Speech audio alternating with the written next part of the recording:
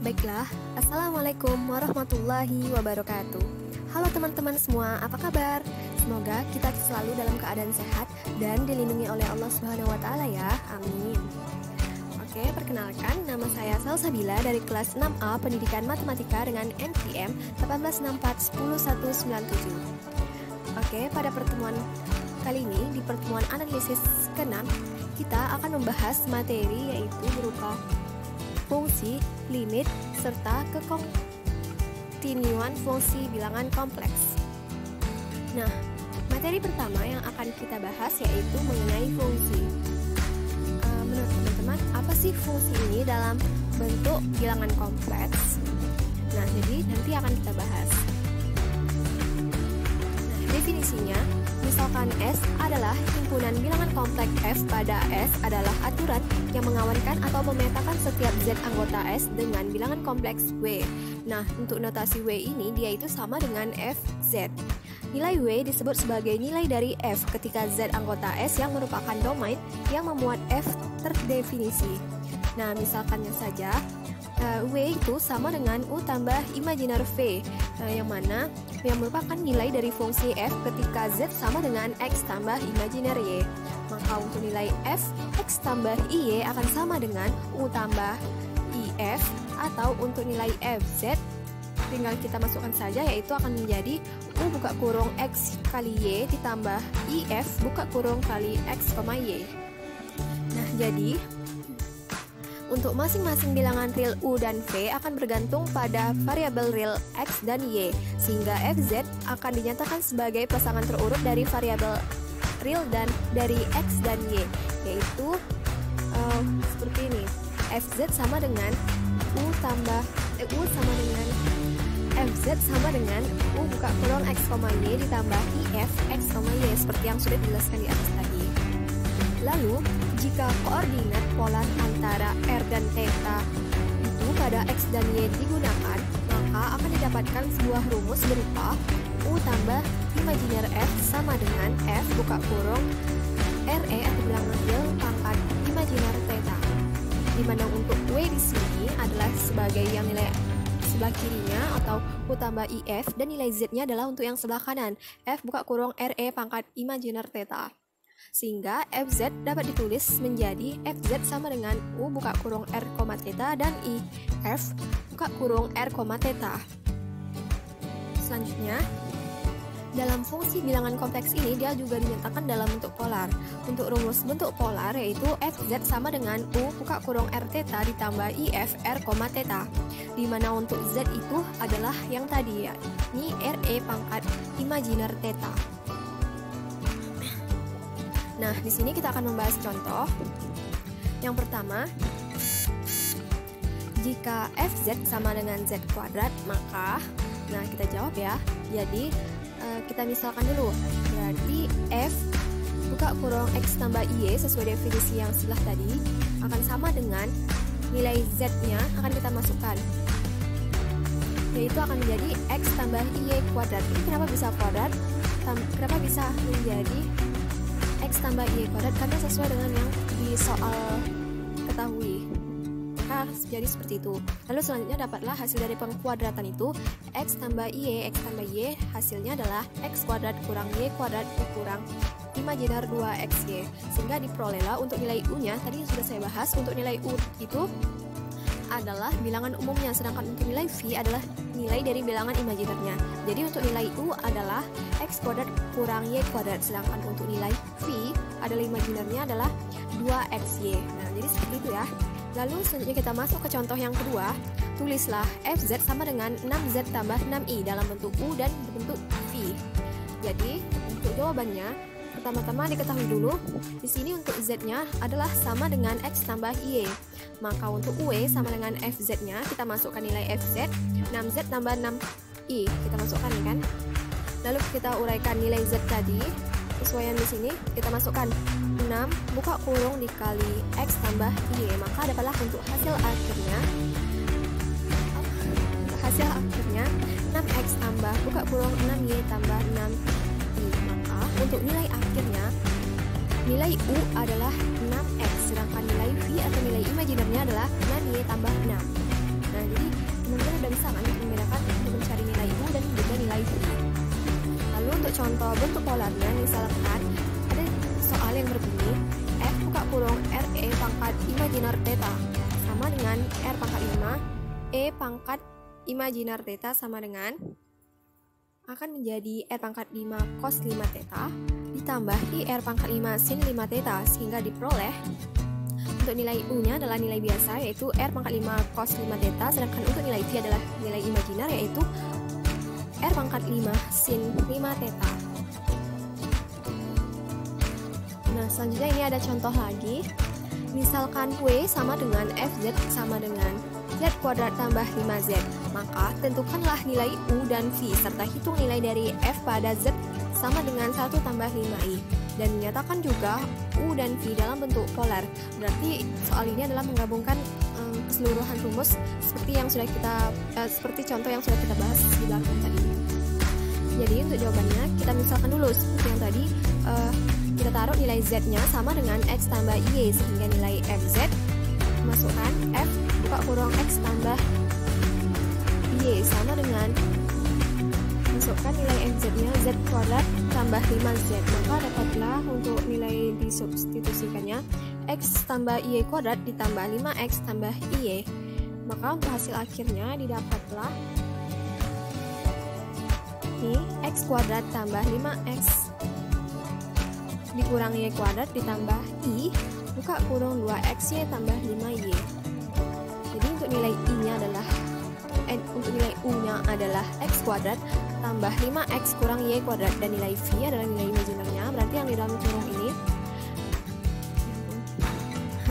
2X tambah 5Y. Nah, untuk nilai Z-nya sama dengan 1/5 ini, maka FZ sama dengan, kita masukkan lagi ke rumus Z kuadrat ini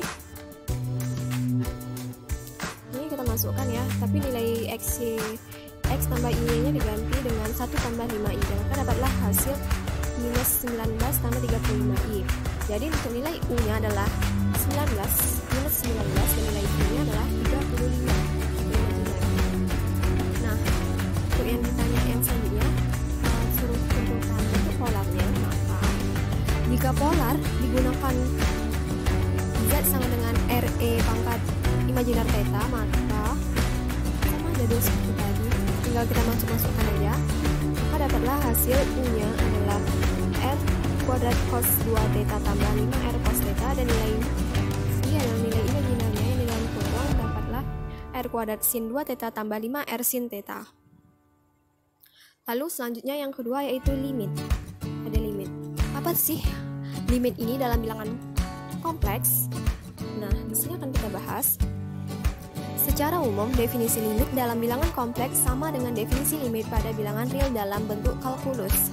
Nah, kalau pada bilangan real, bila x itu mendekati x0, dia hanya mendekati sepanjang garis real saja. Sedangkan pada bilangan kompleks, bilangan z yang mendekati z0 itu akan mendekati dari semua arah dalam bidang kompleks. Untuk definisinya, ini dengan notasi ini dibaca dengan limit fz untuk z menuju z0 sama dengan w0 dan didefinisikan sebagai berikut. Ya. Jadi kesimpulan untuk definisi itu adalah ini yang berlaku pada nilai mutlak fz kurang z0. Selanjutnya, geometri dari definisi di samping mengatakan bahwa untuk setiap lingkungan E dari W0 yaitu nilai mutlak W kurang W0 kecil dari sama dengan E yang ada untuk suatu lingkungan O dari Z0 yaitu 0 kecil dari nilai mutlak Z kurang Z0 kecil dari 0 dan besar dari T sama demikian, sehingga setiap titik Z pada image W berada pada lingkungan E. Maka dalam hal ini akan berlaku suatu catatan bahwa jika limit tersebut ada, maka limitnya akan tunggal jika Z-nya mendekati 0 dari berbagai arah atau lintasan. Lalu jika untuk lintasan yang berbeda, maka nilai Fz untuk menuju Z0-nya akan berbeda. Jadi untuk nilai limit Z menuju 0-nya itu tidak ada.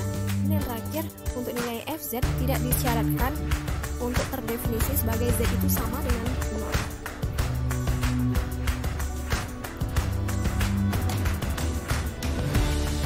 Nah, definisinya, misalkan fungsi W sama dengan fz terdefinisi pada daerah D, kecuali di titik Z0 atau titik Z0 yang terletak di dalam D atau pada batas D. Maka untuk limit fz W0, dia akan mendekati Z0 jika untuk setiap E besar dari 0. Sedemikian sehingga untuk nilai mutlak fz kurang W0 itu kecil dari E apabila Z kurang Z0 kecil dari 0 besar dan sama dengan tuh. Dan dituliskan sebagai berikut. Untuk teorema fungsi limit, jika Z0 dan W0 pada titik-titik bidang Z dan W, maka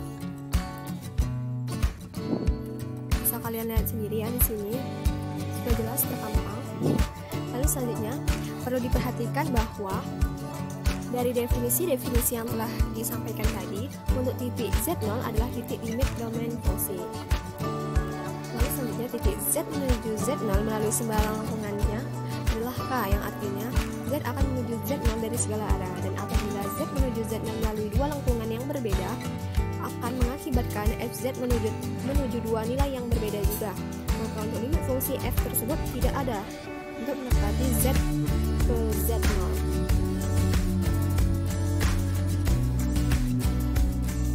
Limit bilangan kompleks.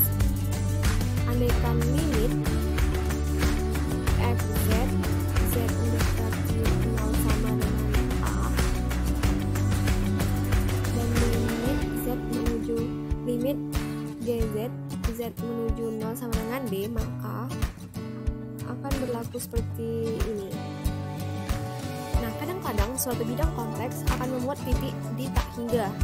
Bidang kompleks inilah yang disebut sebagai bidang kompleks yang diperluas.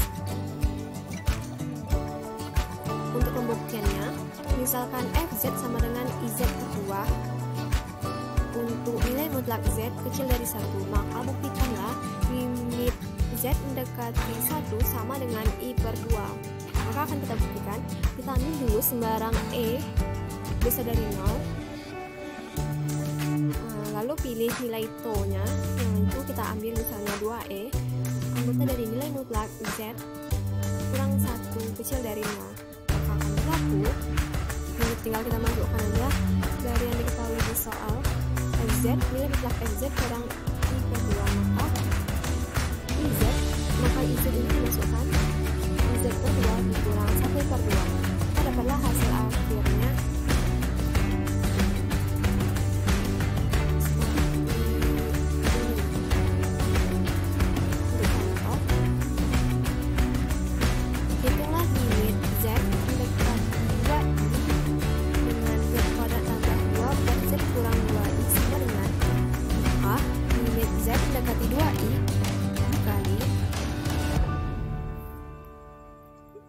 kita jabarkan biar dia mendapatkan hasil yang sama dengan penyebutnya. Berarti Z kurang 2i kali Z tambah 2i per yang sama dengan ini penyebutnya Z kurang 2i. Maka untuk yang sama Z kurang 2i di sini bisa kita coret, makanya saya kasih tanda merah. Lalu untuk hasil akhirnya didapatlah 4i. Lalu materi yang terakhir yaitu kekontinuan fungsi kompleks. Nah, untuk kekontinuan fungsi kompleks ini, fungsi fz akan dikatakan kontinu di z sama dengan z0 apabila nilai limit z mendekati z0 fz-nya ada, dan nilai f z0-nya itu juga ada. Maka akan berlaku limit z mendekati z0 fz sama dengan f z0. Nah, dengan kata lain, jika fz ini dikatakan kontinu di z sama dengan z0 jika syaratnya itu memenuhi. Lalu, fungsi kompleks fz dikatakan kontinu pada region domain atau D jika pada fz kontinu pada setiap titik z dalam D. Misalnya, fz sama dengan uxy tambah ifxy yang kontinu di z0 sama dengan x0 tambah y0. Maka akan berlaku untuk nilai u, xy, dan fxy kontinu di x0, y0. Dan untuk nilai limitnya, limit Z mendekati Z0 UXY nya adalah U buka kurung X0 Y0, dan untuk FY nya adalah F buka kurung X0 Y0. Jadi ini hampir berkaitan. Lalu selanjutnya, kontinu ini juga memiliki sifat-sifat tersendiri. Nah, sifat-sifat fungsi kontinu itu adalah yang pertama, dia memiliki fungsi konstan kontinu yang pada bidang kompleks. Yang kedua, jika F dan G itu kontinu pada daerah domain, maka akan berlaku untuk nilai F tambah G akan kontinu, F kurang G kontinu, F kali G kontinu, dan F per G kontinu. Nah, untuk F per G ini dia semua bisa kecuali jika di Z0 itu anggota dari D, sehingga Z G buka kurung Z0 tidak sama dengan 0.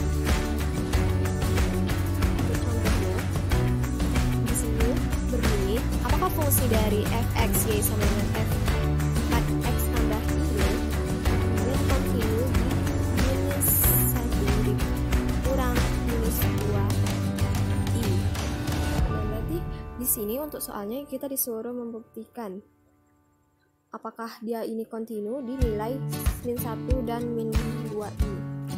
Jadi kita pakai 3 syarat yang sebelumnya sudah kita bahas. Yang untuk syarat pertama, fz0 itu adalah sama dengan f buka kurung minus 1,1.